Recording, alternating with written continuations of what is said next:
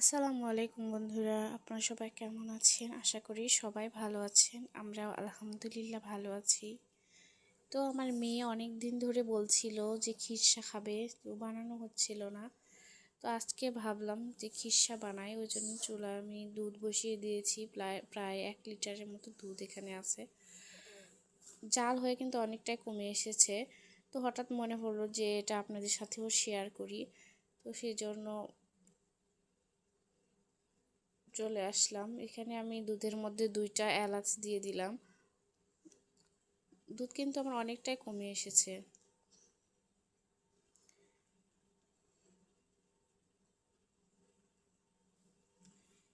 তো আমি এখানে দুধ ভালো করে জাল করে নিয়ে এর মধ্যে দিয়ে দিব চিনি, স্বাদ মতো চিনি।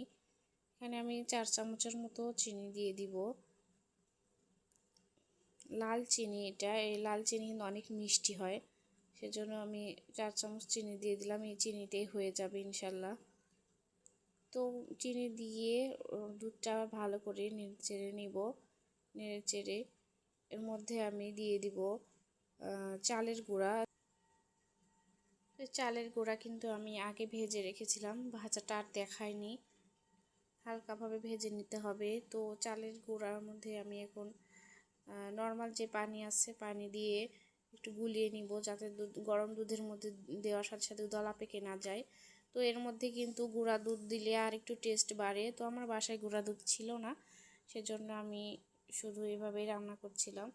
তো যে চালের গুঁড়োটা দেওয়ার পরে দুধ কিন্তু অনবরত নাড়তে হবে, তাহলে দলা পেকে যাবে না।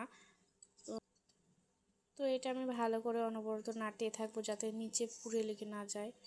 তো এই যে আমার হয়ে গেছে খিরসা, দেখেন ঘন হয়ে এসেছে। এটা কিন্তু ঠান্ডা হয়ে আসলে আরেকটু ঘন হয়ে যাবে। এটা ফ্রিজে রাখলে আরেকটু ভালো লাগবে খেতে, কিন্তু যেহেতু আমার বাচ্চা এখনই খাবে সেজন্য আমি আর ফ্রিজে রাখবো না।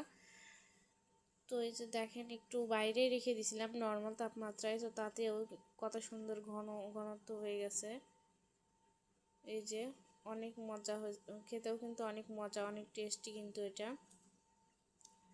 তো ভিডিওটা যদি ভালো লেগে থাকে তাহলে অবশ্যই লাইক, কমেন্ট, শেয়ার এবং সাবস্ক্রাইব করবেন এবং আমার পাশে থাকবেন। ভালো থাকবেন, সুস্থ থাকবেন। আল্লাহ হাফেজ।